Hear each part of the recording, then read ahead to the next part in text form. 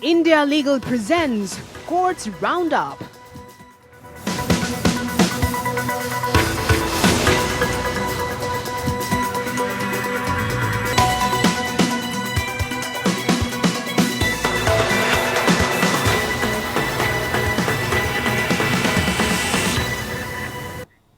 नमस्कार, courts roundup में आपका स्वागत है। आपके साथ मैं हूं घनश्याम उपाध्याय। इस बुलेटिन में अगले आधे घंटे हम आपको कोर्ट से जुड़ी तमाम छोटी बड़ी खबरों से रूबरू कराएंगे। कोर्ट की कार्यवाही और सुप्रीम कोर्ट से लेकर हाई कोर्ट और लोअर कोर्ट तक के फैसलों को आपके सामने रखेंगे। आगे बढ़ने से पहले एक नजर हेडलाइंस पर।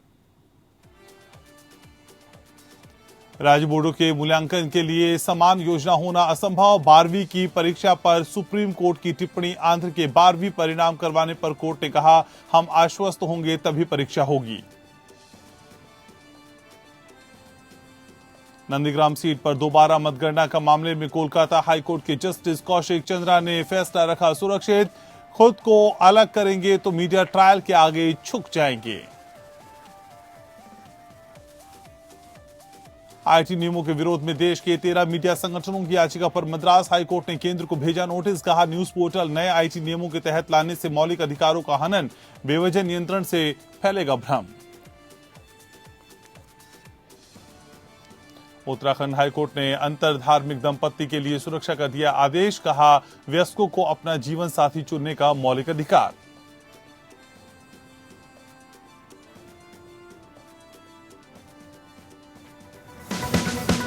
India Legal presents Courts Roundup.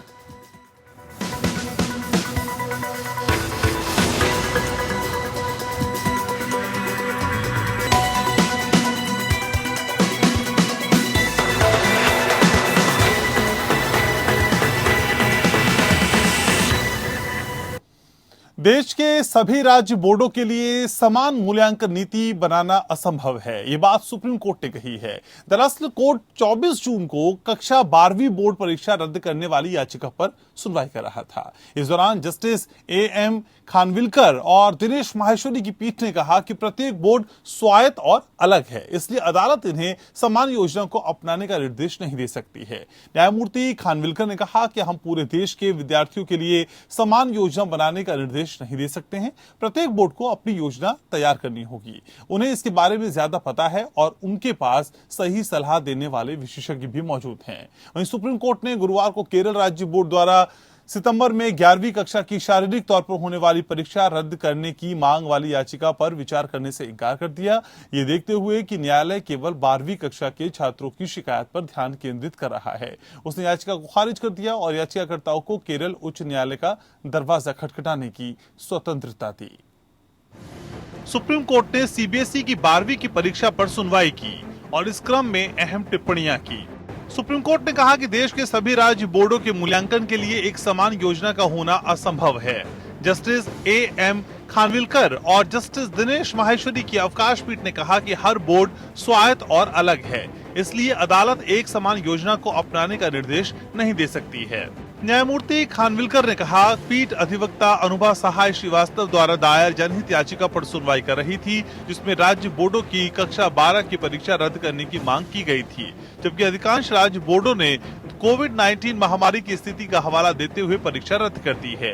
याचिकाकर्ता ने एक वैकल्पिक प्रार्थना की मांग की कि छात्रों के मूल्यांकन के लिए एक समान योजना होनी चाहिए।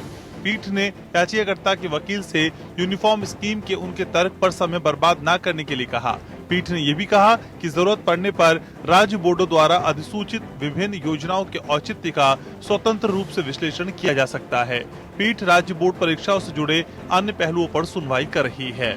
वहीं सुप्रीम कोर्ट ने आंध्र प्रदेश सरकार के जुलाई के अंतिम सप्ताह में कक्षा 12 के लिए शारीरिक तौर पर परीक्षा आयोजित करने के फैसले पर तीखी प्रतिक्रिया व्यक्त की। जस्टिस एएम खानविलकर और जस्टिस दिनेश माहेश्वरी की अवकाश पीठ ने राज्य सरकार के हलफनामे में दृढ़ विश्वास की कमी व्यक्त की, जिसमें कहा गया था कि एक हॉल में केवल 15 छात्र होंगे और ये सुनिश्चित करके कोविड सुरक्षा प्रोटोकॉल का पालन किया जाएगा। लगभग 5 लाख छात्रों के परीक्षा देने की उम्मीद के साथ पीठ ने कहा कि प्रति हॉल 15 छात्रों के साथ कम से कम 30,000 परीक्षा हॉल होने चाहिए। पीठ ने राज्य सरकार का प्रतिनिधित्व करने वाले वकील महफूज नाजगी से पूछा कि क्या राज्य इतने सारे परीक्षा हॉल की उपलब्धता सुनिश्चित करने के लिए कोई ठोस फॉर्मूला लेकर आया है। पीठ ने ये भी कहा कि महामारी की स्थिति बहुत अनिश्चित है और कोई भी भविष्यवाणी नहीं कर सकता कि जुलाई के अंतिम सप्ताह में क्या हो सकता है। पीठ ने संभावित तीसरी लहर और कोरोना वायरस के डेल्टा संस्करण के बारे में विशेषज्ञों द्वारा उठाई गई आशंकाओं का उल्लेख किया। पीठ ने ये भी कहा कि राज्य सरकार परीक्षा और परिणामों के लिए विशिष्ट समय सीमा निर्धारित नहीं करके छात्रों को अनिश्चितता में डाल रही है। Bureau report. और अधिवक्ता शिवम शर्मा हमारे साथ जुड़ रहे हैं। शिवम जी, स्वागत है आपका। शिवम जी, सुप्रीम कोर्ट ने राज्यों के 12वीं की परीक्षा का जो स्टैंड लिया है, इसका एनालिसिस हम कैसे कर सकते हैं, इसका विश्लेषण कैसे किया जाए? देखिए, आंध्र प्रदेश के मामले में सुप्रीम कोर्ट ने कहा कि आप परिणाम घोषित करने के लिए अनिश्चितता नहीं रख सकते। हम यूजीसी को प्रवेश के लिए कटाव घोषित करने का निर्देश देंगे, सिर्फ इसलिए कि आपके बोर्ड ने परीक्षा आयोजित नहीं की है। ये आपके राज्य में प्रवेश शुरू नहीं करने का आधार नहीं हो सकता है। बोर्ड के अन्य छात्रों को प्रवेश मिलेगा और आपके राज्य के छात्र पिछड़ जाएंगे। पीठ ने देखिए आंध्र प्रदेश मामले स्पष्ट तौर पर कहा कि जब तक हम आश्वस्त नहीं हो जाते कि आप बिना किसी घातक परिणाम के परीक्षा लेने के तैयार हैं, हम आपको आगे बढ़ने और परीक्षा आयोजित करने की अनुमति नहीं देंगे। वहीं केरल के मामले में सुप्रीम कोर्ट ने कहा कि केरल के संबंध में मुद्दा 11वीं कक्षा की परीक्षा तक सीमित है। केरल राज्य ने पहले ही अप्रैल 2021 के महीने में 12वीं की कक्षा की परीक्षा आयोजित की है। वर्तमान कार्रवाई में हम केवल विभिन्न राज्यों के संबंधित बोर्डों की 12वीं की कक्षा की परीक्षा के संबंध में शिकायत पर ध्यान केंद्रित कर रहे हैं। परिणाम स्वरूप हम 11वीं कक्षा की परीक्षा देने वाले केरल के छात्रों को शिकायत की जांच नहीं करना चाहते। 11वीं कक्षा के केरल के छात्र सभी उपलब्ध विवादों को उठाते हुए उच्च न्यायालय समक्ष एक याचिका दायर करने स्वतंत्र है। यह मामला खुला। देखिए, कोर्ट ने स्पष्ट तौर पर कहा है कि देश के सभी राज्यों बोर्डों के मूल्यांकन के लिए एक समान योजना का होना असंभव है। जी, शुक्रिया आपका शिवम, बातचीत करने के लिए। पश्चिम बंगाल विधानसभा चुनाव में नंदीग्राम सीट से टीएमसी प्रमुख और मुख्यमंत्री ममता बनर्जी की दोबारा मतगणना कराने की मांग वाली याचिका पर कलकत्ता हाईकोर्ट में सुनवाई हुई। न्यायमूर्ति कौशिक चंद की अदालत में इस सुनवाई के लिए सीएम ममता बनर्जी भी वर्चुअली तौर से हाजिर हुई। जस्टिस कौशिक चंद ने इस पर फैसला सुरक्षित रख लिया और उन्होंने कहा कि कानून के तहत इस पर फैसला सुनाया जाएगा। जस्टिस चंदा ने कहा कि अगर वो केस से खुद को अलग कर लेते हैं तो वो मीडिया ट्रायल के आगे झुक जाएंगे।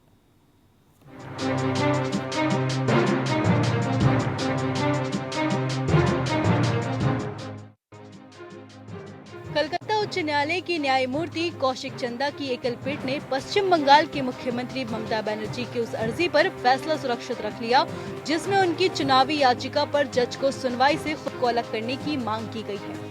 कलकत्ता उच्च न्यायालय की न्यायमूर्ति कौशिक चंदा ने आशंका व्यक्त की कि यदि वह 2021 के विधानसभा चुनाव में नंदीग्राम निर्वाचन क्षेत्र के चुनाव परिणाम को चुनौती देने वाले पश्चिम बंगाल की मुख्यमंत्री ममता बनर्जी द्वारा दायर मामले की सुनवाई से खुद को अलग कर लेते हैं तो वो मीडिया ट्रायल के आगे झुक जाएंगे।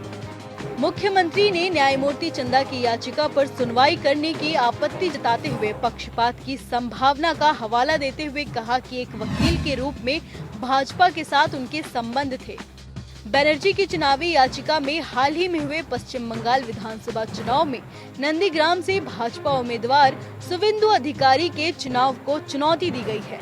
सुनवाई के दौरान न्यायमूर्ति चंदा ने ममता बनर्जी की ओर से पेश हुए वरिष्ठ अधिवक्ता डॉक्टर अभिषेक मनु सिंघवी से सवाल किया कि जून में पिछली सुनवाई के दौरान खंडपीठ के समक्ष अलग होने का पहलू क्यों नहीं उठाया गया। इस पर सिंघवी ने जवाब दिया, न्यायिक पक्ष पर मामले को तय करना आपके लॉर्डशिप का विशेष अधिकार है। यदि आपको कोई आधार दिखाई देता है तो आप उनके विवेक से खुद को अलग कर सकते हैं। सीजे के समक्ष लंबित एक अनुरोध अप्रासंगिक है क्योंकि आपके लॉर्डशिप के पास मामले की न्यायिक जांच है। मेरी राय में कोई दो कार्यवाही नहीं है। अगर आपको लगता है कि अनुरोध उचित है तो आप सुनवाई से खुद को अलग कर सकते हैं। अगर आपको लगता है कि हमारे आवेदन की दलीलें निरसत, छूट या छोड़ दी गई है तो आप आगे बढ़ सकते हैं। यह कहते हुए कि मामले में हितों का स्पष्ट टकराव है, सिंघवी ने आगे कहा कि न्यायाधीश न्यायिक रूप से अलग होने के आवेदन पर फैसला कर सकते हैं और यह आदेश किसी भी तरह की चुनौती के अधीन होगा। न्यायमूर्ति चंदा के भाजपा के साथ करीबी, व्यक्तिगत, पेशेवर, आर्थिक और वैचारिक संबंध दिखाने वाले सार्वजनिक स्रोतों से एकत्रित कुछ उदाहरणों को दिखाते हुए सिंघवी ने प्रस्तुत किया कि न्यायमूर्ति चंदा को उच्च न्यायालय की स्थायी न्यायाधीश के रूप में नियुक्त किया जाना बाकी है और ममता बनर्जी ने इस तरह की पुष्टि के लिए उन्होंने आपत्तियां और विरोध जताया है। इसका जवाब देते हुए सिंघवी ने कहा कि न्यायिक निर्णय के लिए जनता की राय मायने नहीं रखती। इसे देखते हुए कोर्ट ने मामले में फैसला सुरक्षित रख लिया है। Bureau report. सोशल मीडिया के बाद अब देश के न्यूज पोर्टल्स भी नए सूचना तकनीकी नियमों की जद में आ गए हैं, जिसके विरोध में मद्रास हाई कोर्ट में याचिका दाखिल की गई। आईटी नियमों के विरोध में देश के 13 मीडिया संगठनों ने मद्रास हाई कोर्ट में याचिका दाखिल की थी। अब डिजिटल न्यूज पब्लिशर्स एसोसिएशन या डीएनपीए और पत्रकार मुकुंद पद्मनाभन की याचिका पर केंद्र सरकार को नोटिस जारी किया है। याचिका नए सूचना तकनीक नियमों की संवैधानिक वैधता को चुनौती देता है और उन्हें अभिव्यक्ति की स्वतंत्रता के लिए खतरा कहता है। उच्च न्यायालय ने इस मामले को संगीतकार और लेखक टीएम कृष्णा द्वारा दायर एक अन्य पूर्व याचिका के साथ टैग किया है। इस मामले में अगली सुनवाई 3 हफ्ते बाद होगी।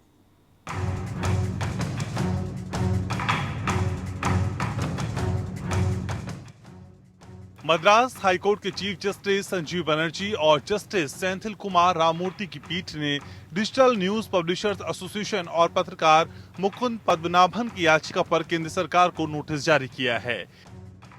याचिकाकर्ताओं ने कहा है कि डिजिटल मीडिया को आईटी नियमों के तहत लाना गलत और मीडिया घरानों का मनमाना वर्गीकरण है, क्योंकि बिना उनसे चर्चा किए इन्हें लागू किया गया है और उनके कामकाज पर अनुचित प्रभाव डालेगा। याचिका में कहा गया कि आईटी नियम 2021 निगरानी और भय के युग की शुरुआत है, जिसके परिणाम स्वरूप स्व सेंसरशिप का खतरा है और जो भारत के संविधान के तहत मौलिक अधिकारों को सीमित करता है।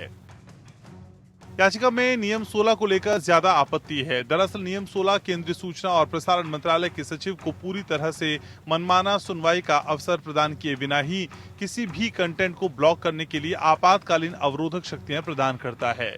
सरकार का कहना है कि नियमों का मकसद डिजिटल मीडिया के दुरुपयोग को रोकना है। याचिका में तर्क दिया गया कि ये नियम संविधान के आर्टिकल 14 सामान्यता 19(1)(a) और 19(1)(g) के तहत भाषण और अभिव्यक्ति की स्वतंत्रता और पेशे के अधिकार का उल्लंघन करते हैं। आईटी नियम 2021 के तीसरे हिस्से के तहत डिजिटल न्यूज पोर्टल को रेगुलेट करने पर जोर है। इसके तहत सरकार डिजिटल न्यूज पोर्टल पर निगरानी रखने के साथ उन्हें कोड ऑफ एथिक्स के तहत लाना चाहती है। याचिका में कहा गया कि प्रिंट और प्रसारण में पारंपरिक और विरासती मीडिया आउटलेट के लिए पहले से ही कई नियम हैं, साथ में सेल्फ सेंसरशिप के नियम भी हैं, जिनके तहत इंटरनेट और डिजिटल मीडिया पहले से ही काम कर रहे हैं। नए नियम न सिर्फ भ्रांति पैदा करेगा बल्कि खबरों की बेवजह सेंसरशिप भी करेगा। डीएनपीए की याचिका नए आईटी नियमों के खिलाफ ऐसी 9वीं याचिका है। मुख्य न्यायाधीश संजीव बनर्जी और न्यायमूर्ति सेंथिल कुमार राममूर्ति की पीठ ने कहा कि याचिकाकर्ताओं के लिए पर्याप्त आधार है। आशंका है कि इस तरह के प्रावधानों के तहत जबरदस्ती की जा सकती है। पीठ ने केंद्र की तरफ से कोई प्रतिकूल कार्रवाई करने पर याचिकाकर्ताओं को उच्च न्यायालय का दरवाजा खटखटाने की स्वतंत्रता दी। नए आईटी नियमों को लेकर चिंता जताई जा रही है कि बिना विधायी कार्रवाई के सूचना एवं प्रौद्योगिकी अधिनियम 2000 के दायरे का विस्तार डिजिटल समाचार मीडिया को इसके अंतर्गत ला दिया गया है। Bureau report. Kerala high court ने वस्तु एवं सेवा परिषद से पेट्रोलियम उत्पादों को जीएसटी व्यवस्था के तहत लाने की मांग करने वाले एक अभ्यावेदन पर निर्णय लेने को कहा है। केरल प्रदेश गांधी दर्शन वेदी द्वारा दायर जनहित याचिका में प्राथमिक तर्क दिया गया कि राज्यों के बीच करों में अंतर के कारण देश भर में पेट्रोल और डीजल की कीमतें अलग अलग दरों पर बेची जा रही हैं। मुख्य सचिव केरल सरकार तिरुवनंतपुरम को संबोधित प्रतिनिधित्व भी जीएसटी परिषद द्वारा एक निर्णय लिए जाने तक प्रस्तुत किया गया। हालांकि केरल सरकार पेट्रोल और डीजल पर राज्य कर लगाने से परहेज कर सकती है। एडवोकेट अरुण बी वर्गीज ने याचिकाकर्ता की ओर से पेश होते हुए पेट्रोल और डीजल पर कर के एकीकरण का आग्रह करते हुए कहा कि लगातार मुद्रास्फीति नागरिकों के जीवन के लिए हानिकारक है।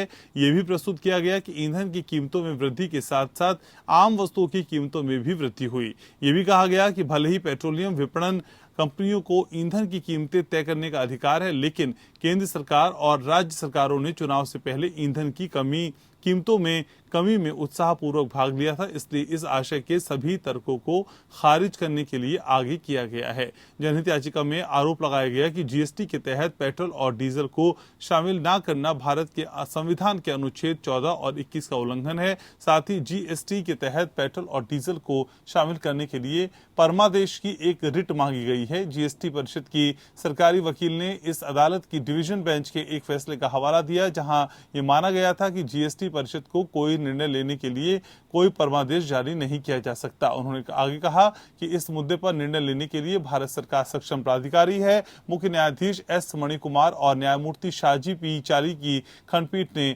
सरकारी वकील से सहमति व्यक्त की और कहा, हम केवल माल और सेवा कर परिषद को प्रतिनिधित्व की एक प्रति प्राप्त होने की तारीख से 6 सप्ताह की अवधि के भीतर उचित निर्णय लेने का निर्देश देते हैं।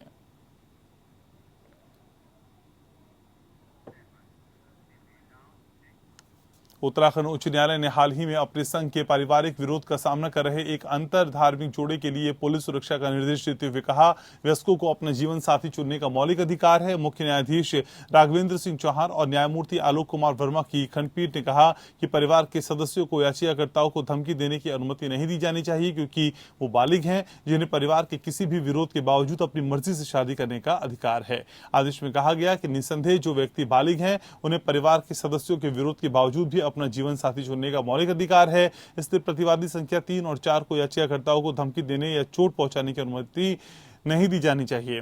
अदालत ने यह आदेश एक जोड़े द्वारा याचिका में पारित किया, जिन्होंने प्रस्तुत किया कि वो प्यार में पड़ गए और इस साल की शुरुआत में मुस्लिम रीति रिवाजों के अनुसार उन्होंने शादी की। अदालत को बताया कि महिला के माता पिता संघ का विरोध कर रहे थे और दंपत्ति को जान से मारने की धमकी दे रहे थे। दंपत्ति को डर था कि उनके माता पिता उन्हें नुकसान पहुंचा सकते हैं या उनकी बेटी को वापस लाने के लिए गुंडों को किराए पर ले सकते हैं। इसलिए दंपत्ति ने एक वरिष्ठ पुलिस अधीक्षक को एक अभ्यावेदन दिया, जिसमें उनके जीवन और स्वतंत्रता की सुरक्षा की मांग की गई थी।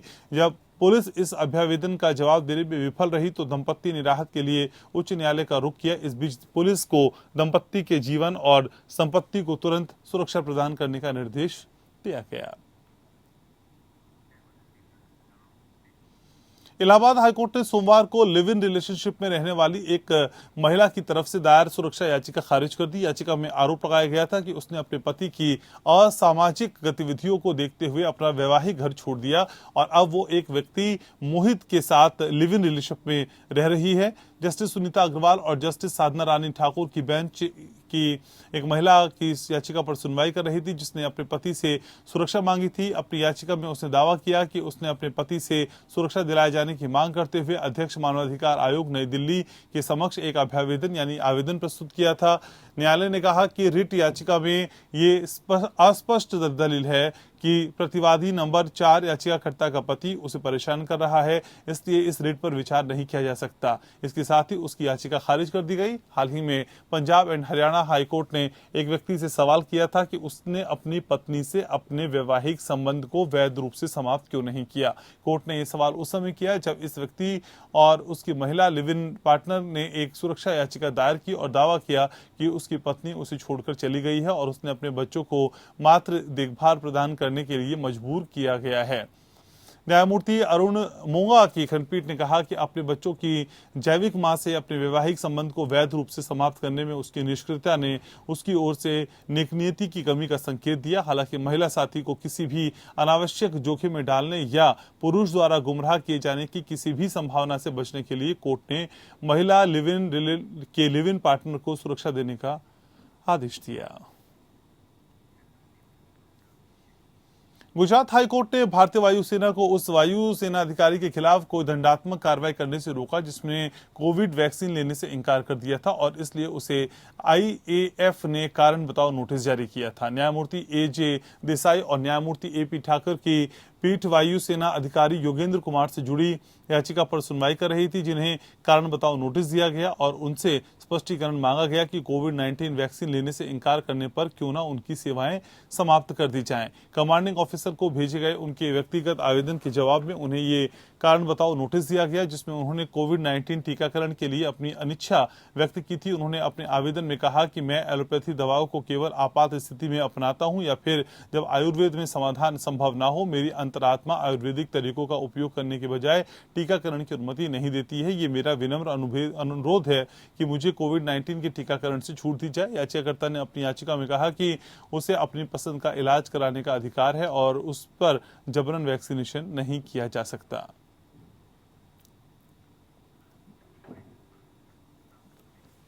तो तमाम खबरों के साथ कोर्ट्स आउटलुक में फिलहाल इतना ही। नमस्कार। India Legal presents Courts Roundup.